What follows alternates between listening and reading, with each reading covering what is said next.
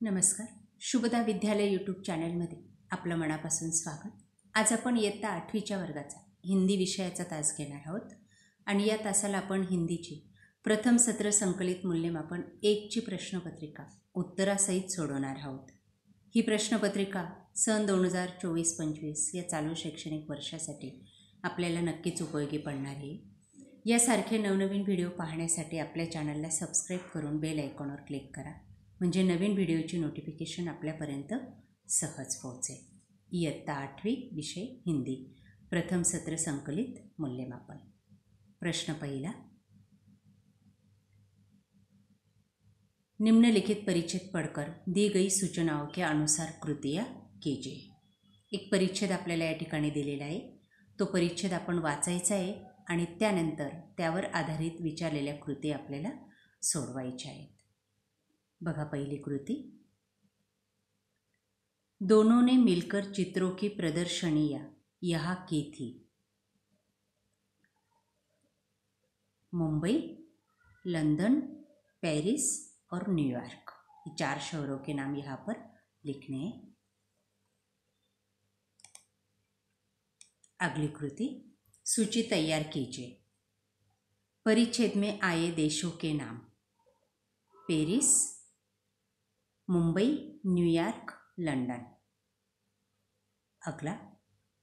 निम्नलिखित कथनों को क्रमानुसार फिर से लिखिए. 3 अंक के लिए. 1. हम दोनों एक दूसरे के ईमानदार समालोचक थे. अब मैं क्रम से आपको वाक्य पढ़कर दिखाती हूँ. पहला वाक्य लिखना है: रजा साहब स्टेशन पर मेरा इंतज़ार कर रहे थे. दूसरा वाक्य है: मुझे मेरे हॉस्टल के कमरे में छोड़कर वे गए. तीसरा वाक्य लिखना है: हम दोनों एक दूसरे के ईमानदार समालोचक थे. और आखिरी वाक्य लिखना है: यह उनके स्नेह और अपनेपन के कारण ही था. अशा पद्धतीने या 4 वाक्यांचा क्रम आपल्याला लावायचा आहे आणि चौकटीत खाली उत्तर लिहायचे. पहिले 3, नंतर 4, नंतर 1, नंतर 2. त्यानंतर पुढचं बघा 4. कृति. निम्नलिखित शब्दों के पर्यायवाची शब्द लिखिए. 1. बीमार, रोगी. इंतजार, प्रतीक्षा. दूसरा. लिंग पहचान कर लिखिए. चिंता स्त्रीलिंग, दवा स्त्रीलिंग. या पद्धतीने आपण हा प्रश्न पूर्ण करायचा आहे. आभाग. यात आपल्याला अजून एक परिच्छेद दिलेला आहे. निम्नलिखित परिच्छेद पढ़कर दी गई सूचनाओं के अनुसार कृतियाँ कीजिए. प्रश्न. आप मध्य प्रदेश से उत्तर प्रदेश कैसे आए? बघा त्याचं उत्तर. हिंदी प्रेम ने मुझे मध्य प्रदेश से उत्तर प्रदेश आने को प्रेरित किया, क्योंकि उन दिनों नागपुर विश्वविद्यालय में हिंदी नहीं थी. सन 1925 में मैंने इंटर की परीक्षा उत्तीर्ण की. तत्पश्चात उच्च शिक्षा हेतु प्रयाग विश्वविद्यालय में प्रवेश लिया. या पद्धतीने या प्रश्नाचं उत्तर लिहायचे. पुढचा प्रश्न. रामकुमार जी के जीवन की घटनाएं. गांधी जी के असहयोग आंदोलन में भाग 1921 और 1925 में इंटर की परीक्षा में उत्तीर्ण की थी. अगला वाक्य पूर्ण कीजिए. प्रश्न. मैंने अपनी माँ के आगे बढ़ी ही श्रद्धा से स्कूल न जाने की घोषणा कर दी. अगला कारण लिखिए. डॉक्टर साहब का मध्य प्रदेश से उत्तर प्रदेश आने के लिए प्रेरित होने का कारण: क्योंकि नागपुर विश्वविद्यालय में हिंदी विषय नहीं था. अगला वचन बदल के लिखिए. बात बातें, नौकरी नौकरियाँ, कविता कविताएं, नुस्खा नुस्खे. या पद्धतीने. अगला प्रश्न. परिच्छेद में प्रयुक्त उपसर्ग युक्त शब्द ढूंढकर मूल शब्द और उपसर्ग अलग करके लिखिए. तत्पश्चात उपसर्ग तत् और मूल शब्द पश्चात. सर्वप्रथम उपसर्ग सर्व आणि मूल शब्द प्रथम. या पद्धतीने आपण हा तक्ता पूर्ण करायचा आहे. त्यानंतर प्रश्न दुसरा बघा, पद्य विभाग। निम्नलिखित पद्यांश पढ़कर दी गई सूचनाओं के अनुसार कृतियाँ कीजिए। 1. प्रवाह तालिका पूर्ण कीजिए, 2 अंकों के लिए। कवि ने इन बातों को सीख लेने को कहा। 1. रोशनी के रंग घोलना, 2. मीठी बोली के गुल रोपना, 3. अप्रिय बात बदलकर मोड़ना और 4. जरूरत पर ही मोह खोलना। ये 4 गोष्टी या ठिकाणी लिहायच्या आहेत। त्यानंतर दुसरं, निम्नलिखित विलोम शब्द लिखिए। काटे फूल, रोशनी अंधेरा। निम्नलिखित शब्दों के वचन बदलो। पटाखा पटाखे, जरूरत जरूरतें। अगला प्रश्न, पद्यांश के अंतिम 4 पंक्तियों का भावार्थ लिखिए, 2 अंकों के लिए। यदि बात करते करते कोई ऐसा प्रसंग आ जाए कि किसी की बात आपको या आपकी बात दूसरों को चुभने लगे, तो बात को प्यार के मोड़ पर लाना सीखो। या पद्धतीने आपल्याला या 4 ओळींचा अर्थ लिहायचा आहे। प्रश्न दूसरा, आ भाग। निम्नलिखित पद्यांश पढ़कर दी गई सूचनाओं के अनुसार कृतियाँ कीजिए। बघा, या ठिकाणी एक कविता दिलेली, ती आपण वाचायची आहे आणि त्यावर आधारित कृती सोडवायची। पहिली कृती, ऐसी वालनी बोलनी है जिससे दूसरों को शांति मिले। आगे, अपना मन ही शांत हो। दूसरा, शब्दों के शुद्ध रूप लिखिए। बानी वाणी, मिलिया मिला। तीसरा, विधानों के सामने सही अथवा गलत लिखिए, 2 अंकों के लिए। 1.